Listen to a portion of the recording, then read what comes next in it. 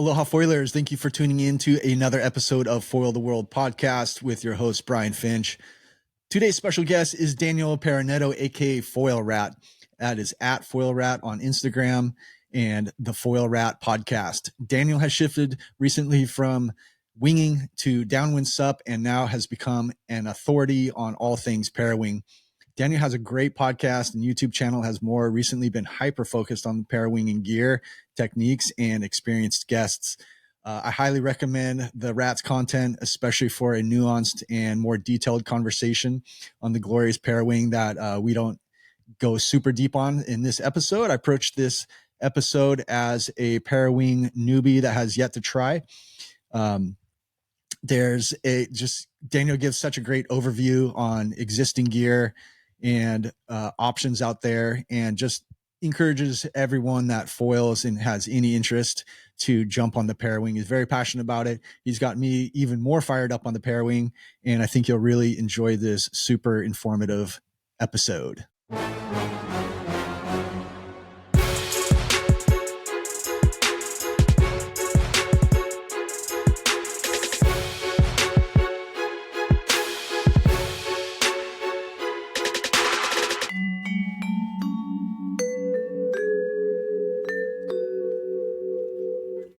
Daniel Paronetto, welcome to the show. Brian, good to be here, man. I appreciate you coming on my podcast as a podcaster yourself. It's gracious. I love that there's no scarcity mindset coming out of you, and even coaching myself with some tips using this, having gone from audio only to video. It's a bigger leap than I thought it was going to be.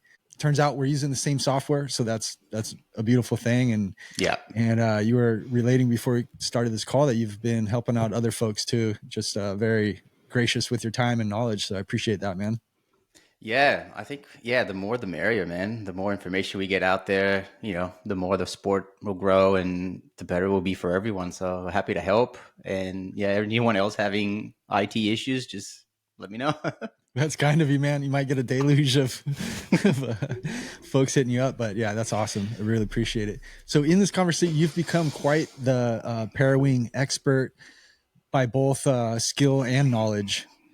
And we're just love to pick your brain today about all these things. Myself having no physical experience with Parawinging, done quite a bit of studying, being injured and on the sidelines and seeing everyone freak out over it. My first physical encounter was last year, seeing in Hood River, seeing a handful of the early adopters out there having the time of their life. And I was like, yep, gonna do that in 2025. But, the heavens had different plans, but here we are. That's unfortunate. Get to study up and learn about it. Yeah. I'm keen to get you frothing on it. So when, the shoulder's back, you can get straight into it, man. Thanks, brother. For context, what is your weight? I'm 85 kilos now. I don't know how much that is in pounds, but 180 something, 190, something right like on. that. Yeah, I think it's helpful. Just a little bit of context for when we're talking about, wing sizes and stuff. There's, everyone's going to make their own small adjustments to their, rider weight. And of course, foil and all that come into play. Wind, you name it. Absolutely. So starting off, how many brands have you tried, and out of how many that exist right now that you know of?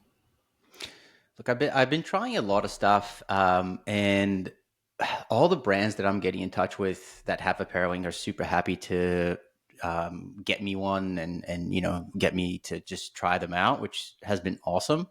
So off the top of my head, Ozone, Flow, BRM, 777, the F1 Frigate. I tried the double skins. I've tried, what else is out there? The other F1, the Nash. The other F1. Sorry, which one?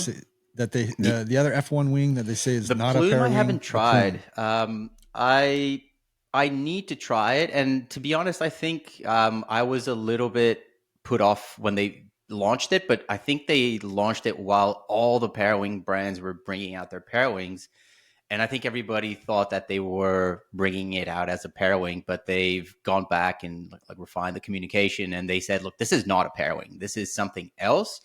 And I think that clarification, especially when they came out with the frigate afterwards, everybody was like, okay, so it's something different. And I think it could be interesting, but have not tried the plume, have tried the frigate. And the Nash Morph was the last one that I think I tried in Hood. And then a couple of prototypes for V2s that are possibly coming out in the end of the year. So that's exciting. We're going to get some new stuff.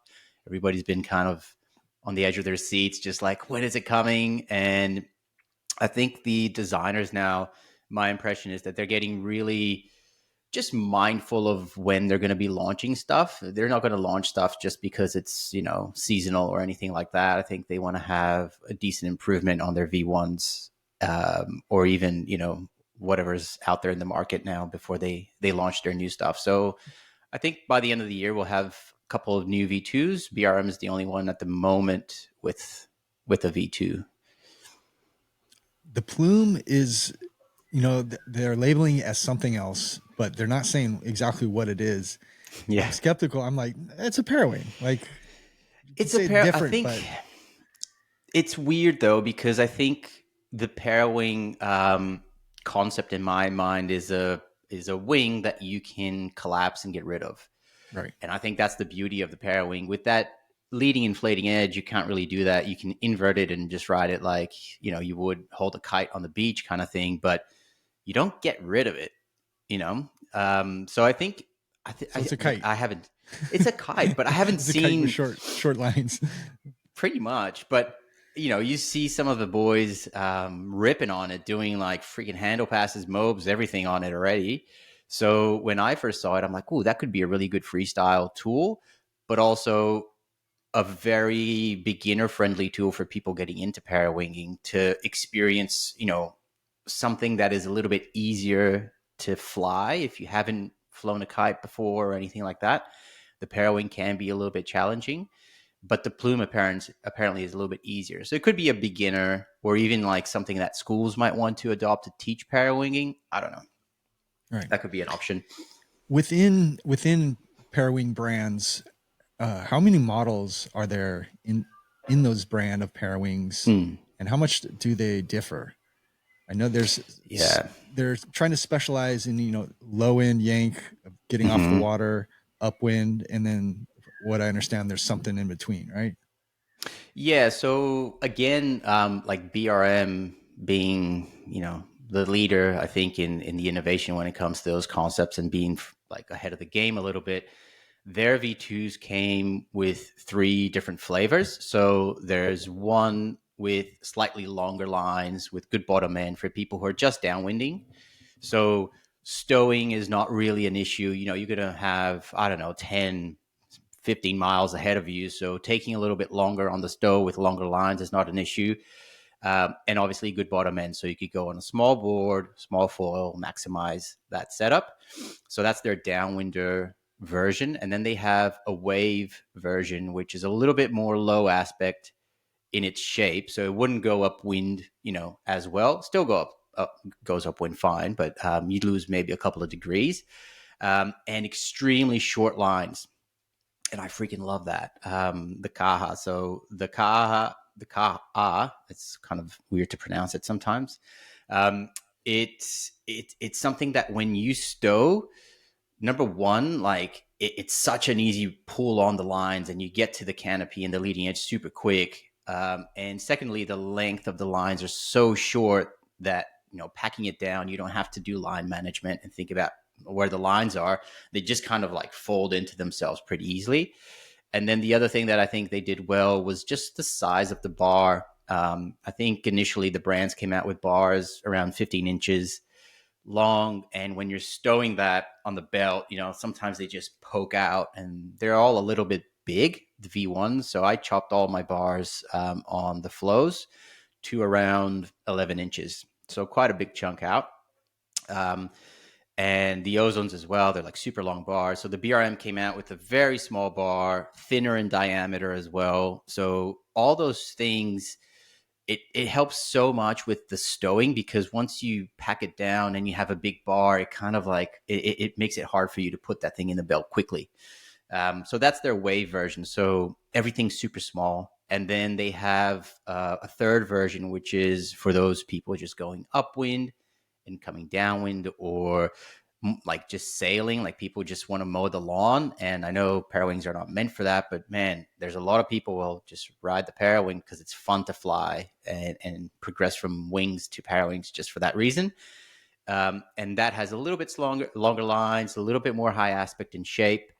And those, I think, are kind of the three big categories right now. You have downwinding waves and your upwind, downwind, like super efficient Parawing. And BRM has those three models.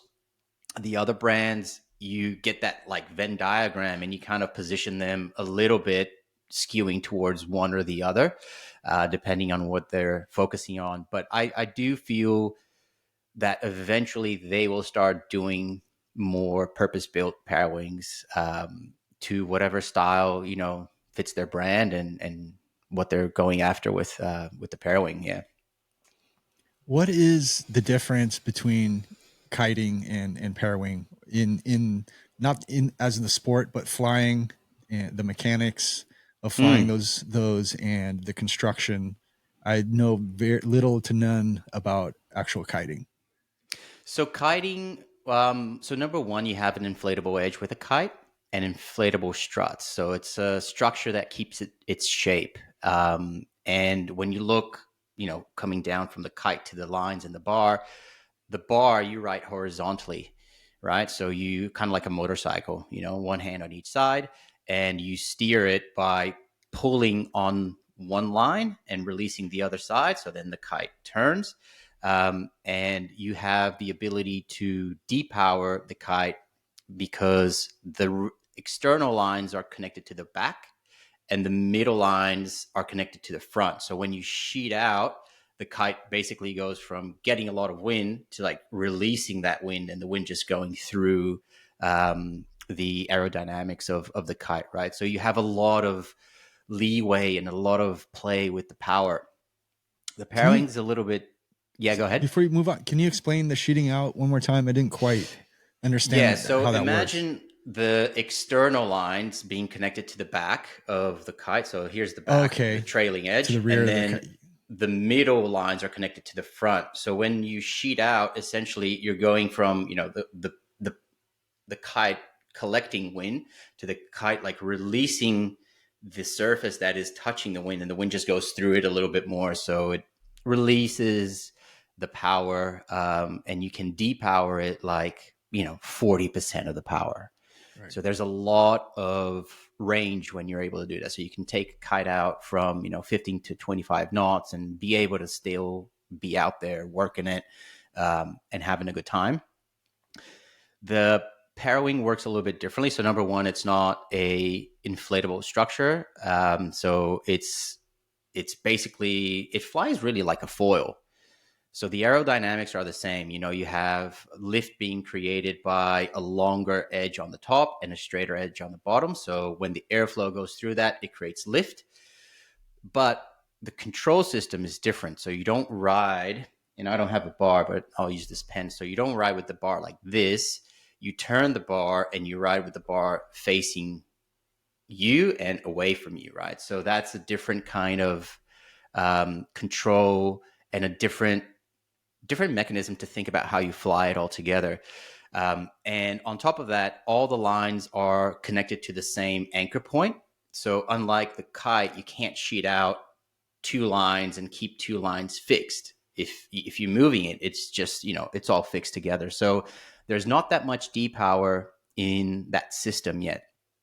And one of the big things that I tell everyone when they get a Parawing is like, spend time on the beach with it and learn how to fly it, because if you do that in the water, you're going to waste so much time, because managing a wet Parawing in the water and learning how to do all the hand handling you need to do in the water is super time consuming. So I like when you go into a kite school and you have kite lessons, the first 2 days are on the beach. Like you don't even go in the water, right? You spend 2 days learning how to fly the thing, doing all your safety drills, launching, landing, figure eights, kite control. And then you go in the water without a board, just with the kite, and you body drag, right? And then that's your first experience. And then you get a board. So by the time you touch the board, you know how to deal with kite, landing in the water, launching, all that stuff. So I think people just rush into it too quick, and then they get frustrated. It's like, shit, this thing doesn't work, and like they just kind of, I don't know, move a little bit too quick. But anyway, and then just thinking about the flight characteristics, just to finish off on how the Parawing flies. The Parawing has A lines, B lines, and C lines. So those are the 3 rows of lines that you have connected to the bar. And those are all, like I said, fixed. So if you want more power, what you do is you pull the C lines towards you and the A lines away from you. So you're basically doing this with the bar, and the Parawing will come right in front of you and collect all the power it has from the wind, right? So this notion of sheeting in and sheeting out that you have on the kite like this, with the Parawing, it's just a movement of the wrist, and the Parawing will come from the lowest point of power to the biggest point of power facing straight downwind. And that's something that is not spoken too much yet, but I believe it's one of the fundamental things for you to know about the Parawing, that when it's on top of your head, the most neutral position it can be in, it's giving you lift and not pull. So it's very hard to produce power to get up if the Parawing is high. So what you want to do is you want to kind of stall the Parawing, which is sheeting in, and it'll come right in front of you, right in the middle of the power zone. And that's when lift translates into pull. And that's when you get the yank to actually get up. And as you're getting up, you transfer pull to lift, and off you go and you start riding. Interesting. Super interesting. Yeah. A couple points there I had no clue about. Wouldn't, you're saying from lift to pull, wouldn't straight overhead be the more neutral position because air is passing through, not? It is. And but it's still producing lift, but it's not dragging you downwind, right? It's kind of like So you're pulling you not, up. it's lift of more of the wing. You're not really feeling a lot of upwards Yeah, like it'll pull. fly and you'll have to support it, but it's not going to like, take you out of the water unless you're super overpowered. But when you're trying to get up and your Parawing position is a little bit off, a lot of the times I notice that the Parawing is a little bit too high, and that's when you get lift, not pull. So you want to bring the Parawing kind of in front of you, straight downwind, and you do that by doing that sheeting in, and then you slowly transfer that power from pull to lift as you pick up speed with the board. As you start to get your first pumps and release the board from the water, then you can start bringing the Parawing up. That way you're not overpowered when you're coming to your feet, coming up on the foil. Yeah, like there's that, but also once you have a little bit of speed, you don't need that much pull anymore. You actually benefit from lift because you want the foil to come out of the water and the board to come out of the water. So when you start like releasing the board to the point where you're touching the water and having those little moments that you're just touching down, it's nice to have the Parawing up, and you can even shoot it up a little bit and you feel that, yank up, and then you're just up and riding. And I think just to finish that thought, so we have lift and pull, right? And we need to connect lift and pull to speed and how fast the Parawing flies when it's more in the lift zone or when it's more in that pull zone, right? So when you have the Parawing at the edge of the windows, be it up top or on the side, you're going to have the Parawing flying as fast as it can fly. So that'll make it easier for you to go upwind. It'll make it easier for you to do certain turns and tricks. And if you have the Parawing sitting really in the middle of the power zone, you'll have more power, but the Parawing flies slower. So you'll gain power, but you'll lose speed. So if you're just riding the Parawing and you're just going crosswind and all of a sudden you pull the back, so you sheet in and you bring the Parawing to the power zone, you'll feel more power, but you'll slow down a lot. So when you're doing a jibe or something like that, a turn, you can benefit from that, from flying the Parawing purposefully and basically hitting the brakes a little bit, pulling in, slowing it down, gaining more power. But as you go downwind, you'll benefit from that because you're not going to overrun the Parawing and you're not going to wear the Parawing in your head, which is a common mistake when you're learning your first turn. So there's a bunch of technicalities around flying Parawings, and a lot of people coming into the sport maybe haven't had an experience on the kite, and I think that's where the most amount of knowledge and experience would be helpful for people, just to learn about these simple concepts, and then they'll be like, okay, that's what I'm doing wrong. How much does winging translate? If you're a proficient winger and you pick up the Parawing, obviously have basic concepts, but how much does that translate to the Parawing?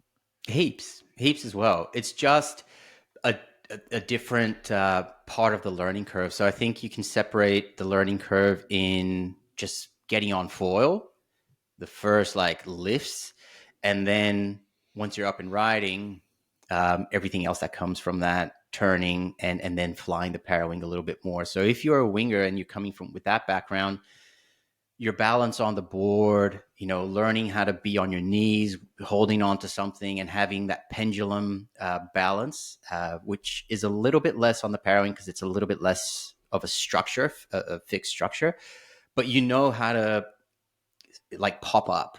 The first times I remember going on a wing, just kind of getting on my feet was challenging. So all that will be pretty much sorted. And then you need to learn this other half of flying the Parawing. And then if you come from kiting, it's basically the opposite. You'll need to build the balance skills and just, riding the board on your knees and, going up and standing up and just being able to stand up for a little while with the Parawing not fully powered and that balance. But then once you're up and going, you're going to progress super quick because you know how to fly a kite. Right. You have just the instincts of what you need to do. Explain the pocket wing. It's there's two handles, if I remember correct. I remember seeing it a few years ago. And why did the pocket wing not take off? And primary differences in how it flew, if you had any experience or knowledge on how they flew.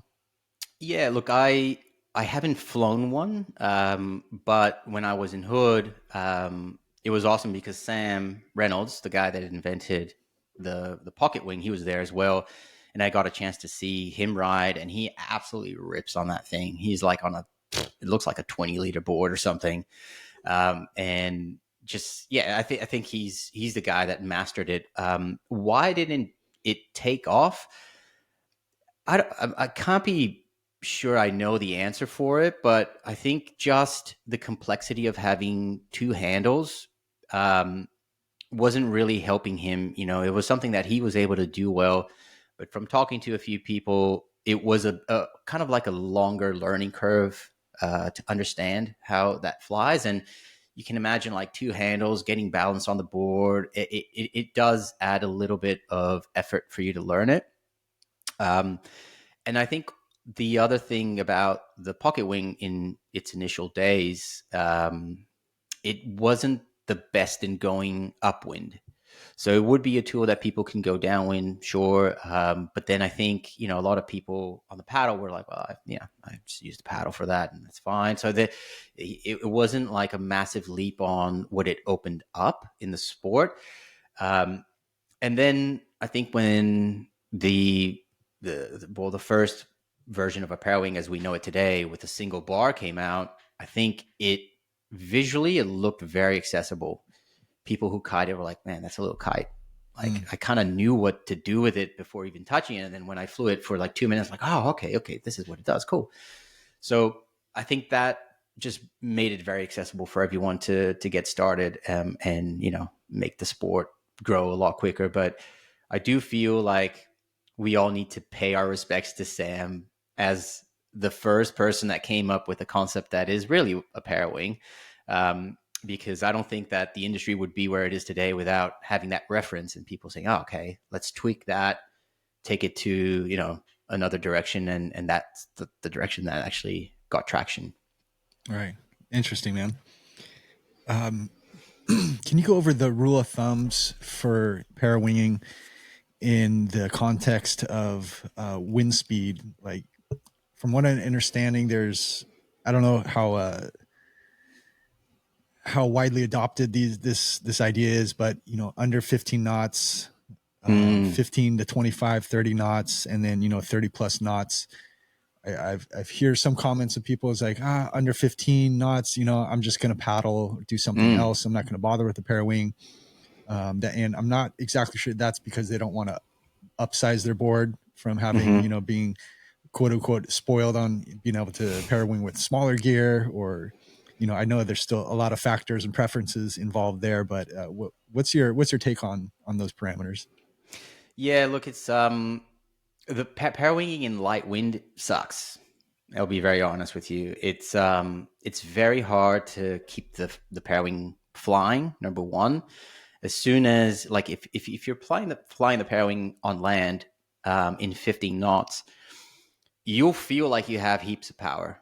Let's say on a 4 meter, right? You're like, oh God, I have a lot of power here. And then you take that. Done this many a time with a wing, standing on the shore. You're like, yeah, I'm good. Yeah, that feels strong. Oh, the moment you get in the water, you're like dead. It just drops, right? Like you lose 40% of that power straight away, purely because as soon as you pop that thing up, you're traveling downwind, so you're losing a little bit of ground there. So you lose all that power, right? It's getting lost in that in the speed that you're gaining. So under 15 knots, I'll be quite honest with you. I don't parawing. I kite foil. I love kite foiling. So I'll just kite foil. The wing, as we know it today, doesn't have a place in my quiver anymore. Like I don't own a wing, which is crazy because that's all I did for a long time, just winging. But I'll be kite foiling under 15 knots. And look, if I lived in a place where 15 knots is all I had, and I wanted to do, experience the parawing, that's what I would do. And I think, it really depends on your location and the conditions you have access to, really. But in saying that, if you are parawinging in under 15 knots, you have to be on big gear. You'll never get a sinker up. Even a mid-length can be a little bit challenging sometimes. So I would recommend like a SUP surfboard around the 7.0. I have my SUP downwind board, which is an 8.2. So like I use that, but it's not great. But it'll get you up. And the challenge there is that you'll need a board that will produce speed. So in light wind, your power and speed to pop up will not come from the parawing. The parawing gives you very little. So you need to use the little that it gives you. And those guys that just kind of do this with a downwind board and they pop up, like, I don't know how they do that. It really is very much like that. It doesn't happen in 15 knots, I'll tell you that. Yeah, well, it kind of feels like that. You have to imagine like this, big runway that you have 100 meters, and you're going to have to build speed within that runway to get up, right? So it's a very cardio kind of based exercise to get up in light wind. And then as you progress through to, 20 knots, I think is the Goldilocks zone if you're learning, because you have a decent amount of power. If you're properly sized with Parawings, and we can talk about that because that's a whole, it's a lot to get into. But let's say you are decently powered, you will get up, and the surface of the water is not that bumpy, so it's easy to have your balance. So 20 knots is amazing. And then when you start reaching 25 knots, 30 knots, power is not an issue, and you can downsize your board and all of that stuff, but you'll just have to be mindful that you'll have some decent bumps in the water. So your balance and popping up will be a little bit more challenging, especially like in 30 knots. If you're out in open ocean and you have groundswell, you will find yourself in some big troughs where there is no wind. So as you're in that trough, you'll feel no power, and then as you're coming up, you'll feel power. So timing there is critical to get up. You will get up, but you just have to be patient. And I think the concept that people have to think about is the lower the wind, the more speed you'll need to have. Sorry, the more speed you'll have to produce through your board, and the higher the wind range, it's the parawing that's getting you up. So you could be on anything. You could be like on a wing board, just a square shaped wing board, a sinker like a 40 liter, or a semi sinker, which is what I like to use, a 60 to 65 liter board. So like 20 liters under your body weight in kilograms. And that's what you need to think about. So if you're thinking about downsizing board and foil in low winds, it's going to be super challenging. You really need to be mindful that you need to produce speed with board in low wind, and in high winds, the Parawing will just pop you up. It's the power of the Parawing that's getting you there. What are the advantages in wing versus the Parawing? What shines where? Why to choose one over the other? I know that you've sold off the wings and you're a Parawing man now, but what kind of conditions, ocean settings, lake settings, what have you? Look, I feel like the light wind arena is definitely more suitable for wing riding, hand wing riding. And I think if it depends also on your discipline, right? So if you're someone who's really into freestyle and tricks, I think, the wing is the way to go. It's more, I mean, there's a whole, tour around it. So you'll, if that's what you want to do, I would choose that for now. The Parawing really is something that allowed me to surf, which is what I always wanted to do on a foil, not having access to, a beach break close to me. I have to travel an hour and a half to get to a spot where I can prone. So it's not easily accessible, your everyday spot. So for me, I saw that potential in SUP downwinding. I'm like, great, I can surf in the bay for 10 kilometers. Like, yeah, I want to learn that. And then when the Parawinging came out, I was like, oh, I can do that on a prone board. And then I'm like, okay, so now I'm able to do something that was like, I don't know, who can, do a rock start and do a downwinder on a prone board? You have like a handful of guys that could do that. But it opens up that for everyone. And not only small boards, small foils, and all that stuff. So I think if I were to have a wing today, I would have like a 5-meter wing for light wind days. And then all the sizes of wings or Parawings in my quiver below a 4.5 or a 5 would all be Parawings. Because then when it's 20 knots, you're going to have more fun on the Parawing. And I see a lot of guys and girls like just here on the spot, they wing, but they're not jumping. They're not doing backflips, right? They're just riding. They go upwind, they flag the wing, and then they ride the bumps. And I'm like, wow, that you should be on a Parawing if you're doing that, because the moment that they experience not having anything in their hands, and you have to manage the wing when you're going downwind a lot, it is absolutely different. It's like you're rolling down a window that had a complete blackout, and now you have access to like another 50% of the options that are presented in front of you when you're going downwind. And a lot of the wingers, maybe they come to me like, I never felt like the wing holds me down.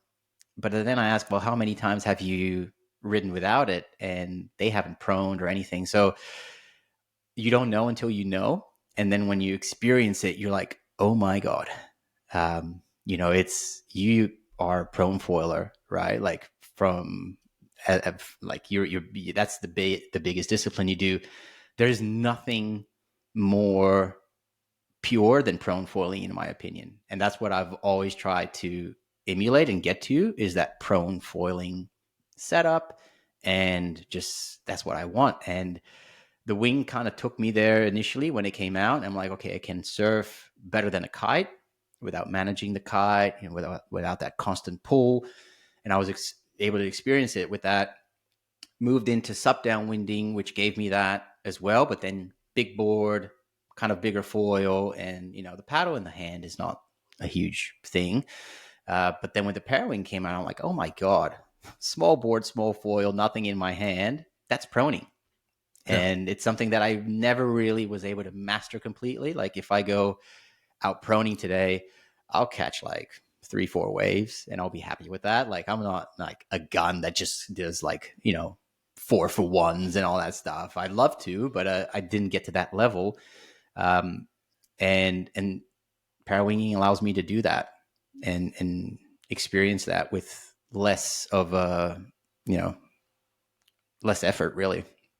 It's super relatable. My favorite discipline in downwinding is getting towed up on my prone board by ski or something. And it's just so freeing. It feels so good. Absolutely. Even, that feeling is so alluring that I'll chip in off a beach break and work my way out, a mile or 2 offshore. Oh, wow. I stopped going 2 miles out. Yes. Let's be honest. I've done that a handful of times. It sucks. Coming down sucks. I've done it too many times where I'm like, I've lost the taste for that, but still, I still to this day love, chipping in, working quite a ways offshore. There's two kind of mindsets or moods I'll have. One is that like, I'm feeling brave today. I'm feeling confident. I want to go on, high risk, high reward adventure. Yep. And then the other side is getting towed in with your prone stuff and there's no consequence, play around, draw any lines you want, and you fall, you're like, pick me up, let's go again, that kind of thing. There's the two approaches, and it's obvious that the Parawing blends the two. I see the allure. It's obvious. It's I can't wait to do it. Dude, it's what you said there is critical, because when I was paddling, and I got to the point in sup paddling that I was comfortable doing runs and it was fine. And, I was starting to progress with my turns a little bit, but the big board is obviously hard to manage. And I was always a little bit concerned. Like if I was getting towards the end of a run, I was tired and I've done like maybe 2 or 3 paddle ups. I knew that my energy was seeping, and I would, like, if I have to do 10 paddle ups in a run, I'm cooked. They just get harder. They just get harder and harder. Yeah.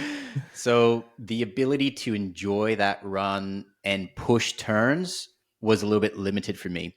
And when I got on the Parawing and got through the hump of just learning how to pop up, and like popping up was not an issue, I went downwinding and I was purposefully like doing turns as hard as I can, falling on my butt just to see how sharp of a turn I could do. And then I'm like, I don't care, just pop the Parawing up and you're up in like 30 seconds. And the, not having that consequence of getting up again on a downwind run allows you to explore and push so hard. And I noticed, like, from the first video I posted out on the Parawing, and my runs were very like downwinding, like 45-degree angle, not really pushing anything, to now I just want to stay on the same bump or go upwind. You're really exploring a lot more without that consequence of getting up or being fatigued. And the second thing that kind of blew me away was popping up is a very physical part of downwinding with the paddle. And then when beginners are able to pop up, they pop up, but they're on foil, they're ready to go, but their heart rate is at like 200, right? So they get that tunnel vision straight away in their first like critical 50 meters of understanding of the energy, feeling what, the speed of the bumps are doing. And, just that first 30 to 60 seconds that you're like, okay, I know where I'm at. And then it just goes, and the downwinder goes fine.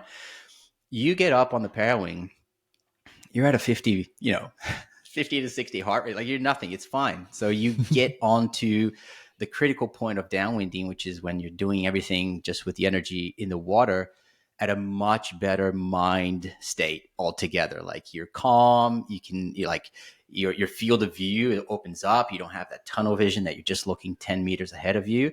So all those things for people getting into downwinding, I feel they're going to make it super easy to learn how to read bumps and get it wrong and pop up again and try again, because they're not going to get fatigued as much.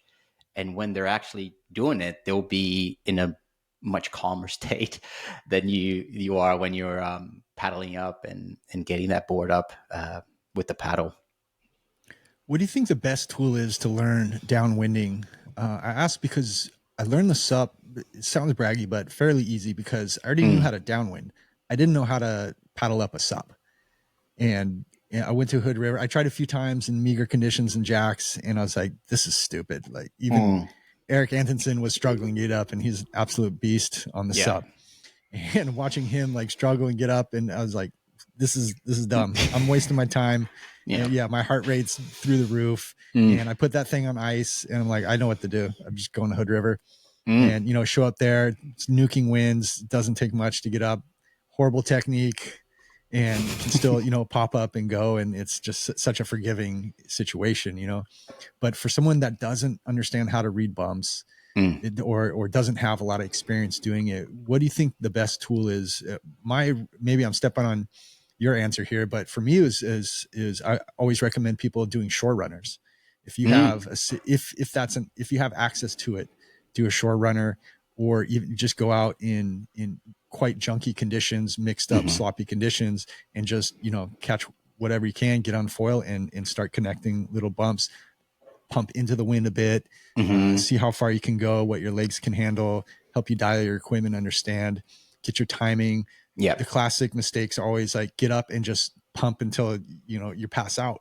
It's quite the opposite being able to downwind. It's so much about, you know, positioning, reading, and energy management, right?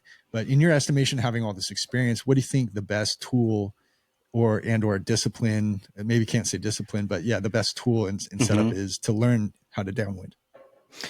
Yeah, look, I think it's super interesting what you said there, because I think it really depends on your background. So for you as a prone surfer, chipping in on a wave and doing a shore runner, sure, like it's super accessible and very easy to think about that.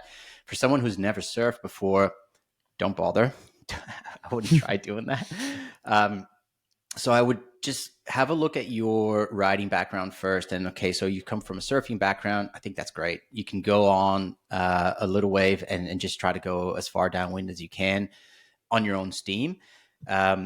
If you are a winger, God, I would do like the Anchorman thing at the start. I think it's still a great tool where you're riding the wing. You have this little leash that you pop out that has a little parachute that collects water. And you basically just throw your wing out, and that kind of holds. Know it's like a sail anchor. Yeah. To put in context, I've mentioned it so many times. Almost no one even knows what that is. It's such a useful it hasn't tool. been more popularized. Yeah.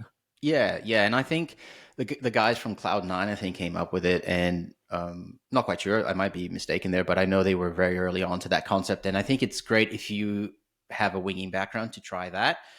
The problem with that one is you'll maybe go downwind, like let's say 500 meters, but you don't want to go downwind too much, because you do have to wait for the wing to catch up to you, and then you can do that again. So have a look at that. And then if you're coming from sorry to interrupt again, Daniel. Do you think if you already know how to wing, do you find that the Anchorman would be a more beneficial tool than just, you know, luffing your wing and riding bumps? Look, I think there's a big difference of flagging the wing, riding downwind, and having nothing in your hand. So if you were to sequence how, you know, you would do it initially, flag the wing and see how far you can go. As soon as you're losing power, pop that wing back up and you're good to go. Once you're going down, like, I don't know, 200, 500 meters, and you kind of understand a little bit about it, I think I would start dropping the wing straight away, because the wingers, they get into this terrible vice of reaching to the wing pretty fast. The foil drive syndrome. Yeah. That trigger. It's too close, that little trigger. It's so tempting to just say, I want to keep going. And I understand, because it does interrupt a little bit of the flow of the session when you go down and get it back up. But if you're doing that, you're not learning a couple of the critical points of downwinding, which is, okay, I'm in a little bit of a hole. I mispositioned myself. How do I work my way out of it? And you'll need to learn how to dig yourself out of a hole, be it through pumping or just maybe stalling a little bit, slowing down, let something come from behind and pick you up again. So those things come when you don't have anything in your hands. So I think there's a moment in time where wingers have to realize that they need to drop the wing and go hands free. And everybody can be the judge of when that moment is for them. But the more you keep holding on to the wing and going back to the wing to keep riding, the slower your progression in learning how to read, the energy of the water, I think will be. But then again, if you wing and you want to learn how to downwind, I would recommend getting on the Parawing and getting on the Parawing you can even go on your wing setup, providing you have good wind, let's say over that 20 knot range. And you can always upsize your Parawing a little bit to make sure that you're getting out of the water with your wingboard, which is not the easiest thing. But then riding upwind is not an issue because you're just doing those downwind runs, right? So you're going maybe like a 5K run. So you'll have enough power and immediately you're going to be experiencing downwinding with nothing, with no power.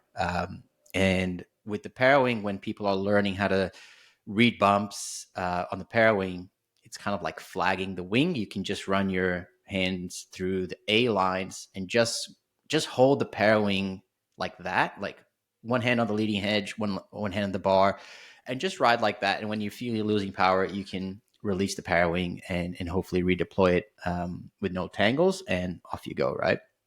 So I think if you, look at your background, see how, I think the answer there is like, how can you get on foil with minimal effort, with the least amount of effort, so you can learn how to downwind and learn how to read the energy of the water with, the biggest lung capacity and the biggest, awareness Energy around you, reserves and energy and awareness. all It that makes, stuff. yeah, an excellent point about, that tunnel vision that of having a super elevated heart rate and that kind of that desperation in a sense. It's You're like, horrible. I made it up, and now the eyes get big and you Yeah. just don't know what to do, or you get that tunnel vision and you're not calm enough to really process what's going on in front of you. It's hard, man. It's hard. And I learned like that. I was going on 5 kilometer downwind runs. It would take me an hour and a half, and I would get up for 50 meters and I'd be like, fuck, I love this thing. Like, I can see it. But it still took me another 3-4 months to get it. Like, it takes a lot of time with sup downwinding to get into that moment where you're getting up and you're comfortable up. You're not stressed. And, there's nothing worse of you chasing a bump that's in front of you and you're just in the trough and you're not getting out of it. And you're like, and then you just stall and you're like, and then you're so cooked. I would have to stop for like 3-4 minutes just to recover and try to paddle up again. So yeah, those moments in the sup are super challenging to learn. And like I said, I was doing 5 kilometer runs, getting up maybe 4 or 5 times at the start, like, and going 50 meters, 100 meters max, and then dropping down. So let's say you're experiencing downwinding for a minute, 2 minutes, right? But with the Parawing, you can literally experience downwinding with, just with the energy of the water for like maybe 20 minutes, because you're, and that's a 10x. That's huge. Yeah. It's huge. Those are surf session numbers. You're out for an hour and you're riding a wave for 30-second total, Yeah. a minute total, and that's and not what we got into foiling for. Yeah. Time on foil is critical when you're learning a new discipline. And I think that's what the Parawing is just incredible for. Like, you get so much time on foil that even just going downwind with the Parawing, in your hands and popping it up again, but you're just on foil, you'll learn quicker. You'll learn a lot quicker. What goes upwind? What craft is better at going upwind right now with the latest wings, the latest Parawings? The Parawings go upwind better now.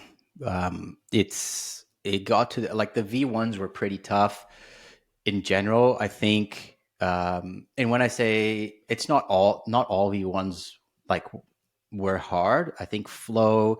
So I think the sequence of how things happen were really interesting because Greg put out the BRM and they were very grunty. They would get you up, but they had a lack of stability in that you couldn't sheet out without it collapsing. And collapsing means like the leading edge would actually fold into itself and it would kind of collapse and then, re-engage again. And then Flow came out with their version of the Parawing, and they come from a paragliding background as a company, and they absolutely killed it with their V1 in that you can completely sheet out, and the thing was just stable. It would just flutter, but it was stable. What were the build and design mechanics that allowed the Flow to do that? Yeah, look, so it's something called reflex technology, and I'm not quite sure exactly the technicality of what it does, but if you imagine like a leading edge that is super stable and allows the rest of the canopy to flutter, and that would just be like flapping, but the leading edge was stable, right? Didn't allow the wind to get, I don't know if it's high or low pressure. I think it's high pressure on the top for it to do that. It just had just a refined aerodynamics really in the leading edge to allow it to fly like that. Is the leading edge a different material or just a thicker section of the It same was material? a much thicker section, yeah. And the BRMs until today, and like they completely solved this collapsing of their Parawing, and they were doing that through the bridling as well. So with the V1s, they were launching updates in the bridles that you could tweak and get a better result. And their V2s are just absolutely amazing. You can fully depower and the thing just flies, still maintaining that thin profile on the leading edge, which helps with packability and all that stuff. Um, so so then Flow launched theirs, and then after that, the brands were a bit hit and miss with their designs. Some brands nailed it with their V1s. Some brands didn't, but that's just a function of like production and what they had in place, and everybody needed one quick, right? Yeah, I was going to Um, ask, is this attribution of rushing to market for the new trend? I think so. And some brands were quick, like were too quick to it, and they didn't have a refined product yet. And some brands took a long time to get the V1s out, which is I would also almost consider them a V2 because they had a lot of knowledge of what was working already. Like F1, when they came out with the frigate, that was very late to the market, but they came out with something that was straight away really good, right? So I think just depends on what the brands were trying to achieve there. So then after the Flow, the next big step was the Ozone, the pocket rocket. They kept that kind of thicker profile leading edge, but they went really high aspect with the shape of the canopy, and that just unlocked, amazing upwind capability. So then you have that side of the spectrum, and I think the brands kind of fall anywhere in between that. And I think the last one that had a significant change in concept was the Fly Surfer that came out with something with super long lines, flies really well, goes upwind ridiculously well. But then, packing that thing with long lines becomes a little bit of an issue. But again, they have a very, they have a racing pedigree, and like you can see where they're going with their Parawing, and I'm sure they might come up with something different for their V2s or a couple different models. But I think that allowed brands to explore the high end, the top end of the tool, which is like riding at speed and riding upwind. And if you get a Parawing today that has good upwind capability, it'll beat a wing, or it'll be just as good. Like you're not losing ground to wingers in the lineup at all. And it comes with a little bit of experience as well. If you get a Parawing that potentially isn't the best going upwind, but still goes upwind, you learn how to fly it and how to harness that power to propel yourself upwind. So I think we're getting better as people, as riders, riding the tool. And there are some Parawings that are just built very, very well for going upwind. So I don't think there's any lack of ability to go upwind when you compare it to winging right now. Is the Fly Surfer? That's the one with the very long wing strings, correct? Yeah, they have long lines. They also have a J bar Lines. that is a different style of bar. It's not a straight bar. It's literally a bar that looks like that. So you put one hand here and the other hand there. So it's a different concept, which I think is cool. That brands are kind of exploring that. It does make stowing a little bit harder because the bar is a little bit, bigger in profile. But again, they will tweak that. I think you can have a J bar that's a lot smaller and that could work. Is that also the Parawing that people are trimming the lines on? That's the ozone. So The the ozone. ozone, yeah, the ozone. When the ozone came, I think they nailed. Like, if I were to choose the best Parawing V1s of of any brand, I think the ozone nailed their concept because it's very easy to fly, and for someone who's starting out, I think it's a great thing to have something that flies smoothly and easily, and that you feel under control. So I think they nailed that. But the problem with the ozone is not only the line length, but the line material. So the material is, just imagine like a worn out kite line, right? So it it doesn't have a coating that all the other lines have, like a waxy coat that makes it a little bit more rigid and less prone to tangling. So when you match super long lines that you have to, maybe depending on the size of the pair, when like a 4 meter, you might have to do two pulls of the line to get to the leading edge. You have to manage a lot of lines, when you're downwinding, and that is a challenge. So it's very prone to tangles because of the length, but also just the fabric itself. It knots up in a way that it's, yeah, you have to stop and kind of just pull it apart, and then it comes out easily, but it tangles quite easily. So everyone in Maui, and I think John McCabe, I just had a chat with him and launched his podcast just the other day. He was one of the first guys that just got the specs of the BRMs, which have short lines, and he just chopped all his lines, and he just made that alteration, which is not something easy to do. Like, there's a lot of lines on a Parawing.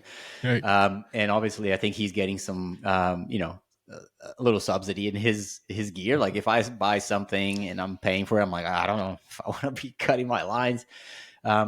But that's something that I think brands would, it would be awesome if brands started to offer, like, when you're purchasing your Parawing, you get your size, but you can also have your line lengths. Do you want longer lines or shorter lines? Because those, and you can just have two options just with a 10 centimeter difference. Like, that would be such a cool thing for you to choose in your checkout, because I would always go for the shorter lines because I know what style of riding I want to do.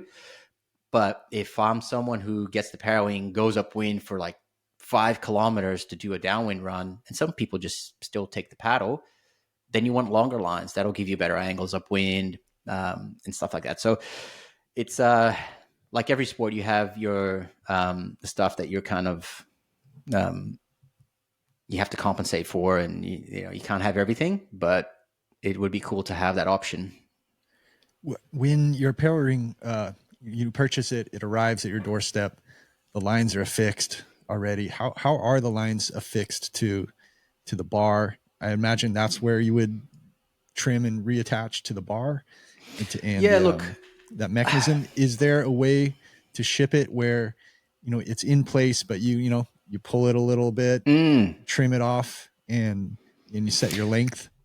I think there is. I think there's nothing like, you can see in kites, you have different attachment points on the kite. You have like a little line, like a little pigtail, and that pigtail has a couple of knots on it, and you can choose a knot that's all the way down or a knot that's all the way up, and that'll change the flight characteristics of the kite. I don't know how easy it would be to do that on the Parawing, because it's a shit ton of lines, to be honest. There's like 6 to 8 on like the A lines, and then the B lines, and another 6 lengths, and they all cascade into different lines as well. So there's a lot of that going on. But I would actually I don't know how hard it would be for a designer to build that, but I think something like an extension would be nice. And I think the easiest way for you to tweak that, if you want to do it quickly before a session, is on that attachment point from the end of the lines to the bar.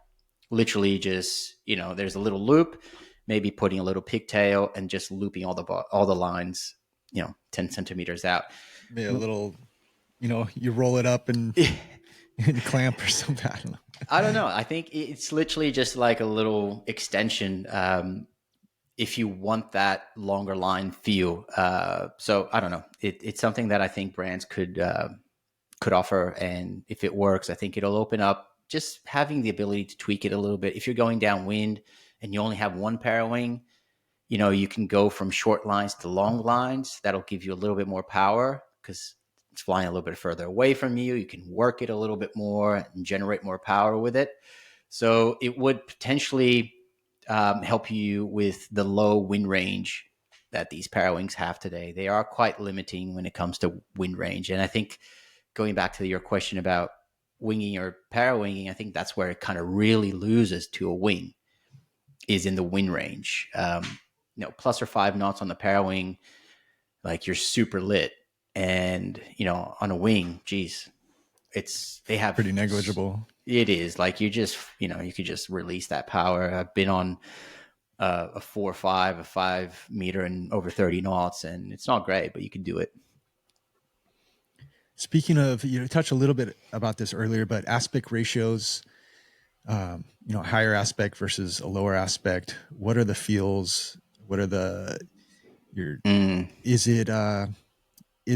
does it align in the same way as your foil does in performance and maneuverability?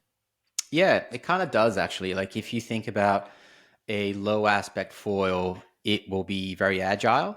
And that's the same with a parawing. So a parawing that has a lower aspect ratio will be a little bit more agile, which it's not necessarily a great thing if it's a small parawing because they can get really twitchy.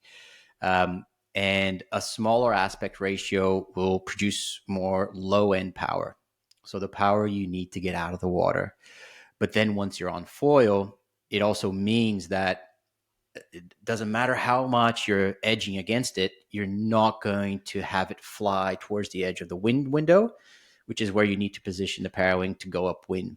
So it'll sit a little bit more in front of you, so it'll drag you downwind a little bit more. It doesn't have that ability to fly as fast.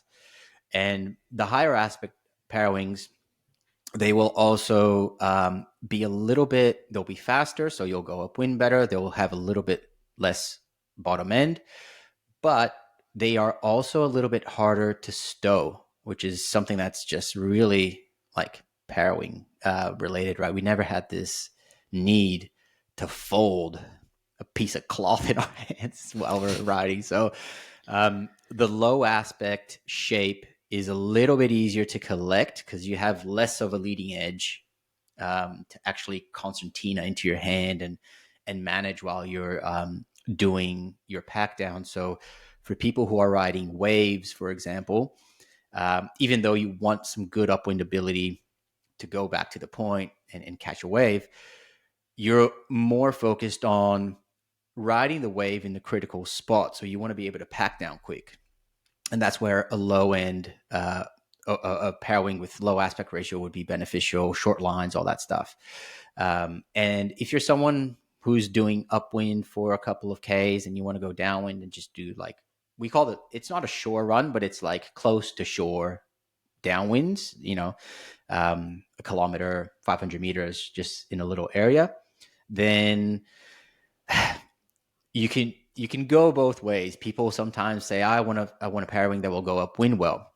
But if you're doing a session where you're going to be lapping and you're going to be stowing, redeploying, I prefer a parawing that doesn't go upwind that well, but gives me consistency with my redeploys, which is right. You don't want to spend half of that, 500 meters packing. packing, number one, which is, the initial bit, and then you ride. But then when you want to redeploy, the smaller aspect ratio with shorter lines gives you a better success rate because if you have, tangles on the lines like we spoke about before, you're going to be sitting on the water for 5 minutes. If you fall 10 times, that's 50 minutes. That's huge, right? So I'm always like looking at those numbers, like what gives me time on foil. Right. So today I absolutely love the BRMs, the Ka. They're not the Parawings with the best wind range. They're not the Parawings with the best upwind ability, but they give me successful stows, quick stows, like 5 second stows, which is fast. Like you're packing it down, you're jamming it in there, and you're able to redeploy successfully, even with a shitty stow. You can get away a lot with short lines and small bars and all that stuff. It's less things to get tangled up in. I always giggle when people are raving about the Parawing and they're like, yeah, you can downwind with nothing in your hand. But then they're doing all their turns and they're still holding something, they're holding the thing in their hand, Yeah, look, it so it's called wadding, when you just wad it up in your hand and just right. hold it. That's a Maui term. I'm just trying to keep true to the people that It's a invented great this term, thing. yeah. If I'm doing those smaller runs where I'm going upwind, basically two tacks, you go boom, boom, and then you go downwind, there's almost not enough time for you to pack it down neatly in the belt. And then once it's in the belt, you kind of lose a little bit the success rate of your redeploys, because sometimes you're just jamming it in there. Something gets caught, what have you. Yeah, like you're pulling it out, and I don't know. It just adds another level of complexity. While if you hold it in your hand, you are able to keep that reference point of where things are, where your leading edge is, just tactile kind of feeling. You know where things are, so when you redeploy, you get better success out of that. If I'm doing a downwind run, then it has to go in the belt. Like I'm not doing a downwind run holding the thing, but then again, I'll pack down sometimes in stages. I'll do initial pull, feel it out slowly. Okay, I'm in a good spot now. Do a little bit more. Oop, I'm losing a little bit. I got to pump. You stop, and then you keep going again, and then you put it in. So you have a lot of time. And if it takes you a minute to pack down properly and do it neatly, you're going to be riding for another 30, 60 minutes. So it's fine. In those smaller laps or waves, I don't care. It makes sense to wad it. Yeah. I mean, it makes sense, but it does, like, I do like to laugh at that. Yeah, like nothing in your hands, and then they have the Parawing, and then the GoPro stick on the other hand. You're like, that's not really the point, is Exactly. it? But yeah, it does happen great. a lot. How does chord play into the shape of a Parawing? We've covered the aspect ratio, but a wider versus a narrow chord. Yeah, so the chord is basically the aspect ratio, isn't it? It's the how long it is from like the leading edge to the trailing edge. Yeah, certainly. Yeah, I forget what I was getting at when I wrote that down, but I mean, it is. I like the comparison to the foil, It is though, one and the same, because it does have a lot of resemblance to how a foil works. And higher aspect foils, they turn a little bit slower. That's the same with the Parawing. High aspect Parawings will be a little bit more efficient in the top end, but they'll be a little bit slower to turn. And that's maybe why the Ozone had to come out with a bigger bar to be able to have enough input in the bar to turn. A smaller bar wouldn't give enough agility to that. Yeah, that enough leverage. That's right. So there's a lot of commonalities in those terms. The chord is would basically be the distance from the leading edge to the trailing edge, and it would reflect on the aspect ratio, I guess. right? I wrote the note, but I can't remember what I was getting at when you were making a different point.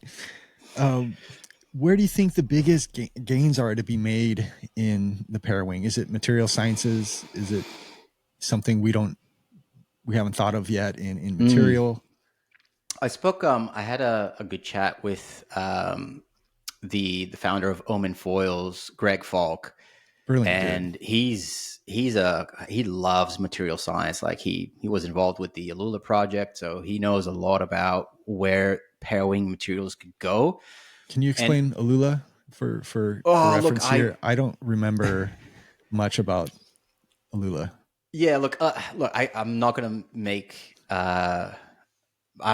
it justice of what Alula is, but it's basically a very rigid material, a very durable material that will outlast, your normal ripstop canopy. And Which I'm going gets to quite soft over time, like a wing. Yeah, the older your exactly. wing, it doesn't matter how much air it holds; it's still gonna lose that rigidity, It'll lose its stiffness. shape over time due to the stresses, and the Alula fabric it's less prone to gaining that elasticity. It's a very rigid canopy. It won't move. And then there's all sorts of stuff with stitching as well, which is very technical, but just a fabric that won't lose its shape over time as much.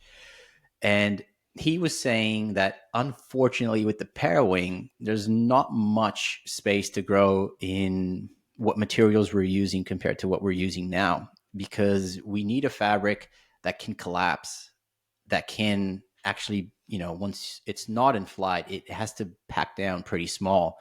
And the ripstop is still the way to go. I think there might be some things that brands can explore with coating and water wicking. And we were talking about having Parawings with porosity in them or not. Like, is that something that helps with the pack down? Sometimes especially with the What is pit. what is porosity? So porosity is just like the amount of air that would actually go through the fabric. So have a fabric that doesn't hold all the air, which is good and bad. But we were just thinking about where could we explore something different? And if you're talking about a Parawing like a 4 meter, a 5 meter, those big ones, once you collapse it, you almost sometimes have to like bunch it down to get the air out of them.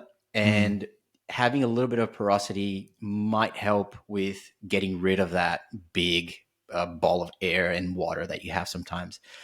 But to be honest, he wasn't really hopeful in like material science being where the gains will be had right now. I think there's still a heap of design like increments to like that we can get a lot of gains on still. We're all like, we have one brand with their V2.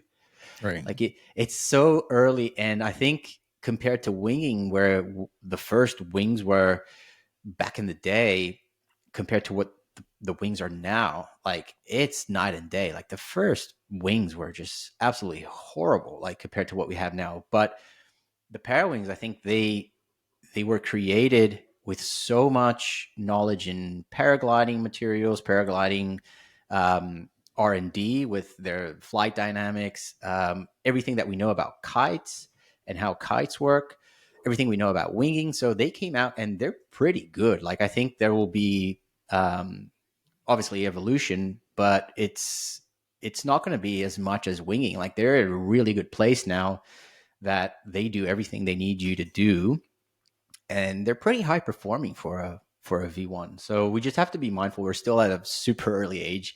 Like I think we just completed 1 year anniversary in August of having Parawings around for a year. So it's super early on. And I think there's still, like we were talking before, more gains to be had in doing specific Parawings for specific disciplines within Parawinging.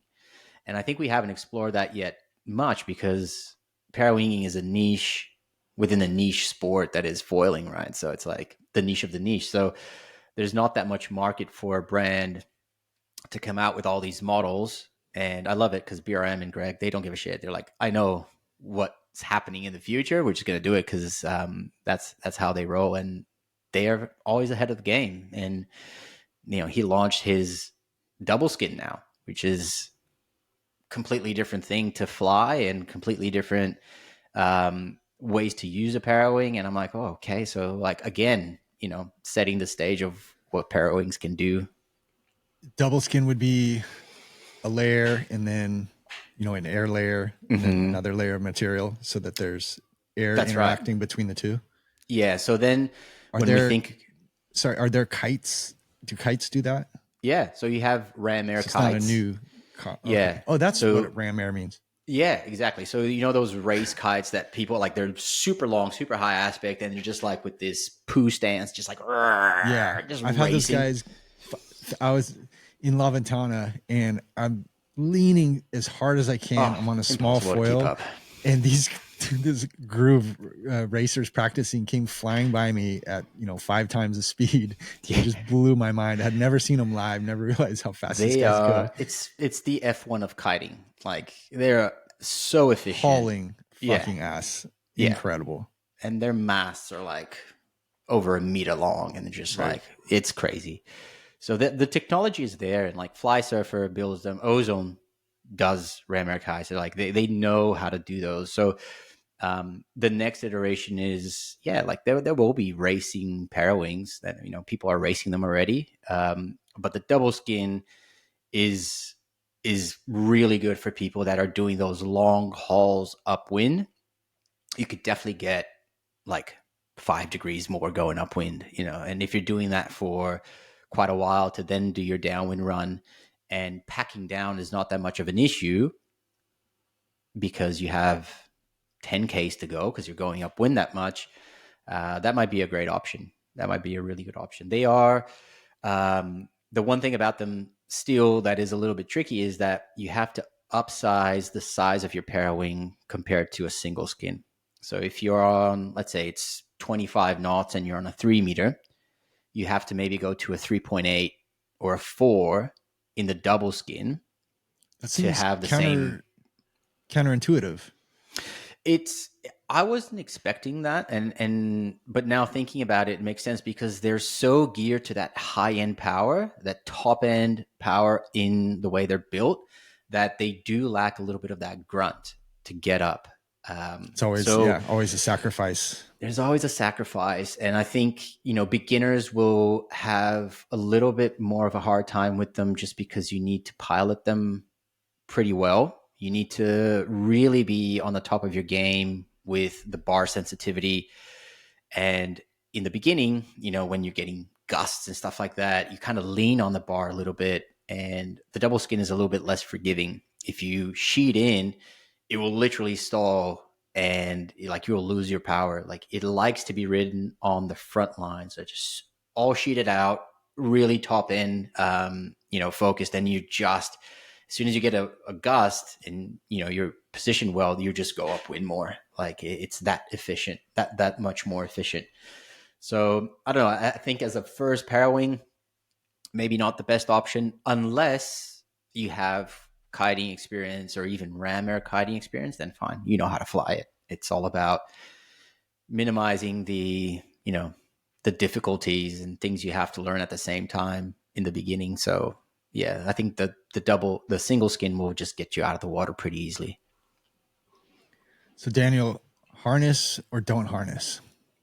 God, it's a hard one. I always ride without a harness. I absolutely hate the harness. And I couldn't stand them on using wings either. I kind of get used to them. And look, there are really interesting things coming out now with completely changing how you think about a harness point and harness connection. So normally you have a hook on your belt or your harness, whatever, and you have a loop kind of attachment to your bar, and that's how you connect the Parawing to yourself.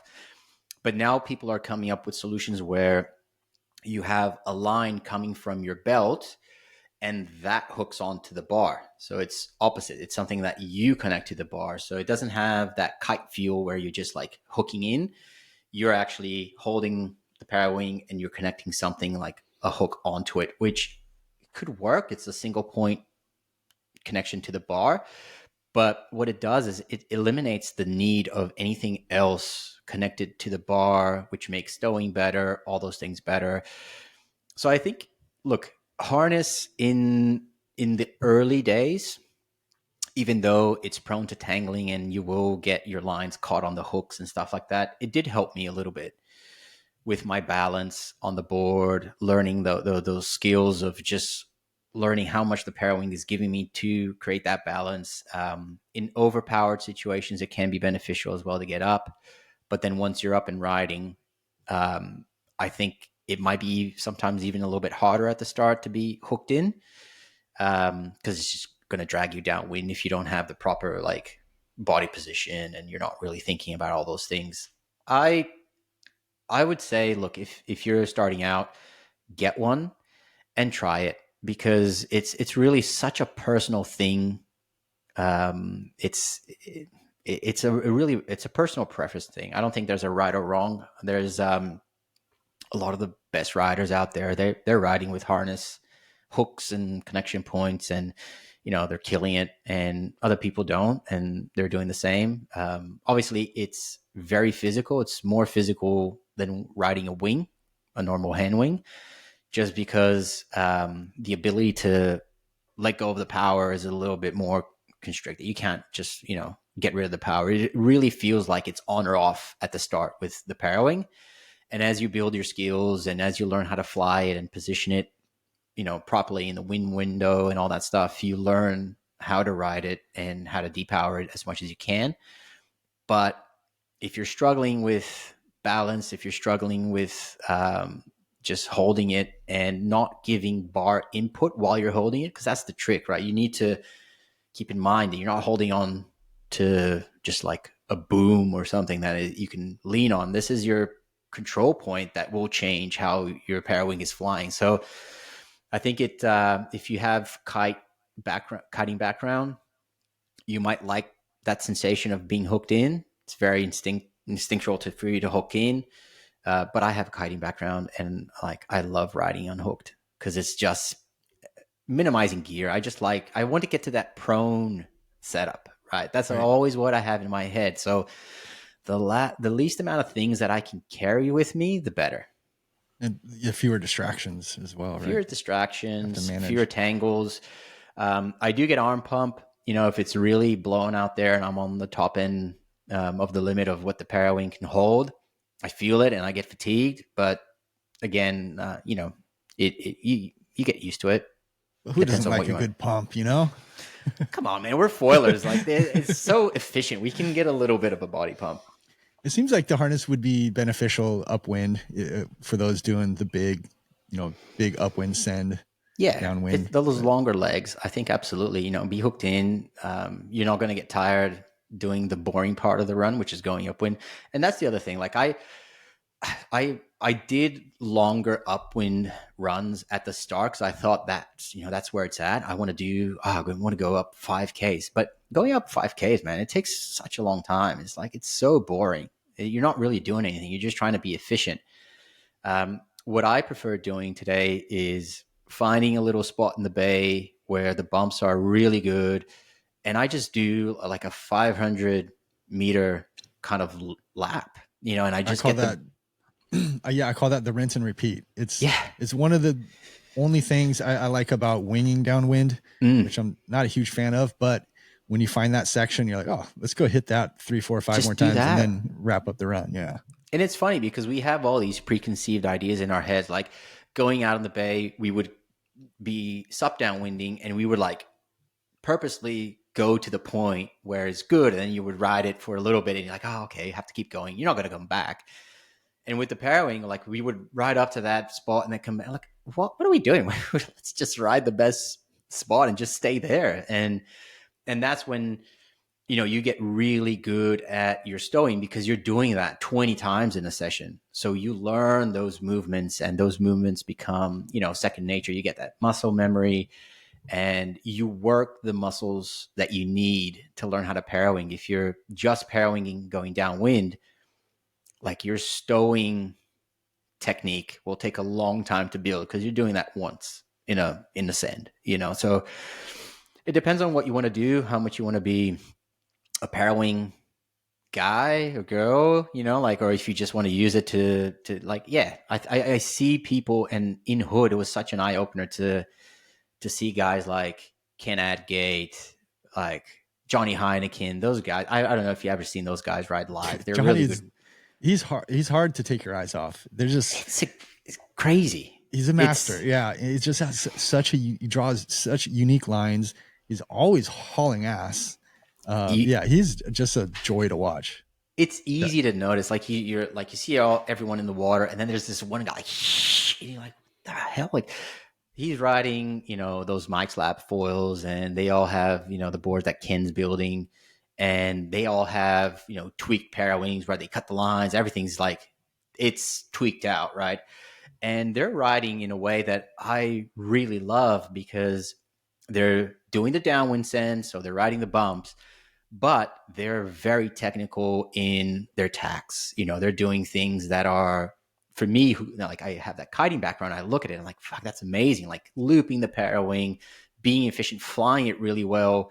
And obviously just their foil control and like their ability to stay on foil and do these tricks is cool. So that to me is almost like, it's not freestyle, but maybe like a free riding category coming up where you are maximizing how you fly the Parawing, but you're also going downwind and you're just doing it all. Like it's beautiful to watch those guys go. And when they're in the water at the same time, it's even better because they're just like two velociraptors at each other, just like, and just pushing each other, doing around the worlds and like going upwind and letting the Parawing sit on the water and just loop. Like, it's just crazy, man. It's awesome.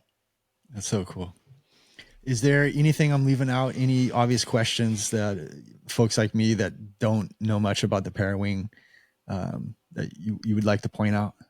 I don't know. I think what I hear a lot, and this is coming from people who are interested in Parawing, and they're like, they want to start dabbling in it. They're kind of waiting for the gear to get better, and I think that is it's such a shame because these brands did such a good job of coming out with gear that is like good straight off the bat. Like even the V1s, man, the first one that came out, they did what a Parawing should do. And, they're even better now. And I think, brands like Flow, their first model is still like, I ride them a lot still, and they're fine. They're working. So I guess that, initial kind of like adoption phase of the early adopters and people who are a little bit lagging in that adoption curve, I would just say get something now. And like, you don't even have to tweak your quiver that much. Like if you have whatever board you have and whatever type of riding you want to do on the Parawing, just get the appropriate size. Like if you have a smaller board and you want to learn on that and you feel like you have the capability to do that, get a big Parawing and go downwinding. Like you don't have to go upwind with the Parawing, which is hard to do with a big Parawing sometimes and overpowered, but going downwind, it's fine. It's going to get you up, you pack it down and you do your thing. I think just that kind of mindset of just like, I'm going to wait a little bit for the gear to get better. Man, the gear's there. These brands killed it. And I think everybody who tries it and is patient with it and really tries to learn the Parawing in the proper way of learning it on the beach and just being interested in learning how to fly it, they will have so much fun, and they will have, a place in everyone's quiver, even if it's, part of a wing and Parawing quiver. It's a great tool, man. And like now when I think about what I want to start doing, that we're going to start getting into our wave season here in Australia, and there's waves breaking like a kilometer out in the ocean where we always like, we're just like drooling over those waves. Like we're going to hit them now, and they're big lumpy things. And like we have access to those points that we just struggle to get to. We would paddle out and try to paddle into them, but man, getting onto a big wave like that on a paddle, you have to be so good. So we would try like 14 paddle ups and we would get onto one, but now we can lap that point. So we're like, it opens up, man. So I would just say everyone who's kind of like on the sidelines and kind of curious, get on it. It's good fun. All right. The last bit I have for you is you just made an announcement the other day. You've been picked up by Code Foils. I want to congratulate you. Well earned. Thanks, man. It's amazing, dude. And the announcement video was one of the top 5, if not the best video I've seen concerning foiling ever. It was so brilliantly done, from the concept to the filming, the editing, the stylization of it. It was really well done. It was so cringe though, man. I was so worried about that. I'm like, I was like, I don't know if people will like get it, like, because it's weird doing something. I'm not I don't like to put that stuff out like that. I'm kind of like more straightforward. Like if you look at my edits on YouTube and I'm doing a review or stuff, I don't even edit that much. I film on the GoPro, do a few cuts, and like whoever wants to watch this watches it, like, and that's it. Um, but really, like, Chord was a brand that I started to ride when I started to downwind and sup downwind, and I transferred from, I was riding Armstrong, and the only reason I switched initially was because the kite shop that I'm like kind of affiliated with here, they stopped selling Armstrong. And I'm like, okay, so I have to ride something else. Started to try stuff, and then because I was getting into sup downwinding, I'm like, I want to be kind of involved with a group of people that are into that. And Chord is all, at the start, they were really focused on downwinding and wave riding. And not only that, like all the main riders, like they live in Australia, and I was like, I want to be involved with that group of people. And then the guys that I ride with down the coast, Snow Brothers, they started riding Chord, and I'm like, okay, I want to start riding it. And just the creativity of the people in and involved in that brand, like they put out the best content. They have this really open mindset of just like, okay, let's put something out there that's a little bit, out of the curve or things like that. So when I was thinking about this launch or this, not the launch video, Announcement. the announcement, I'm like, how on earth I'm going to make something that's like not holding the foil, like, hey, thanks, whatever. And then, I just went to that analogy of, the Matrix really, and taking the pill. And that's what it was for me. Like I took that orange pill and I absolutely loved all their foils, and I still haven't explored everything in their range. So there's a lot to explore with the Parawing.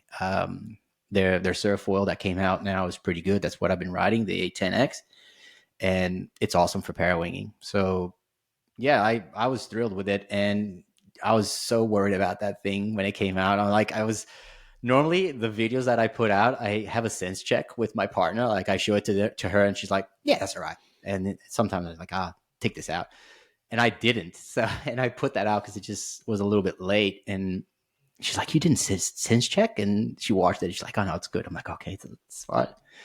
It was But brilliant. It was brilliant. It was so well done, man. yeah, it was funny coming up with that because it was literally in this room, and I didn't want to go out and film too much. I was like, "Oh, what can we do in here?" And it worked. Excellent, man. Well, Daniel, Foil Rat, thank you so much for your time. Absolute wealth of knowledge, man. Oh, awesome, I think people are going to get so much out of this. I know you're interviewing a lot of people and getting tidbits, but sharing like pretty much the top down breakdown of parawinging and do's and don'ts and equipment selection and what's out there, what exists. Super valuable, man. Thank you so much for coming on the Foil the World podcast, buddy. Really appreciate it, man. I'm really looking forward to seeing what you're going to do on the Parawing.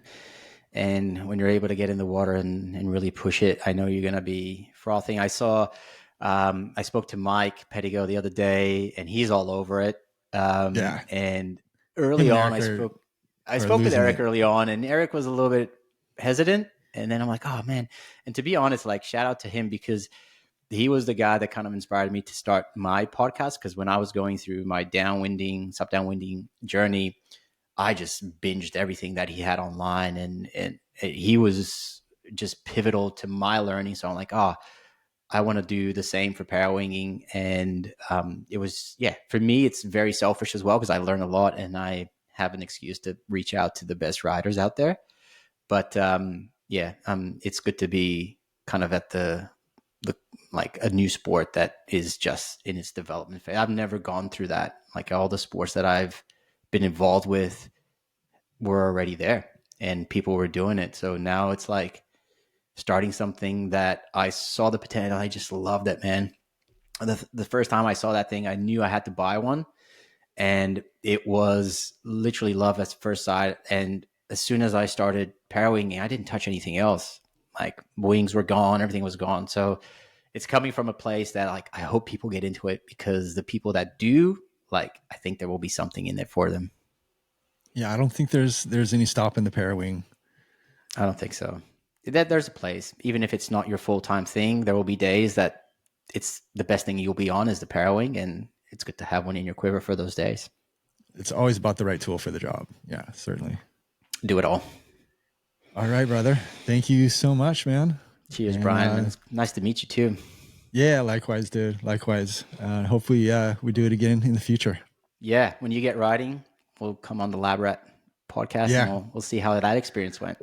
Oh, horror stories. I'll build up some horror stories for you, and we'll get it's all knowledge, man. We all went through it. Right on. All right. Thanks again, and take care, buddy. Foil the world. Thanks, Brian. Thanks for coming on. No, all the way around. Thank you for inviting me.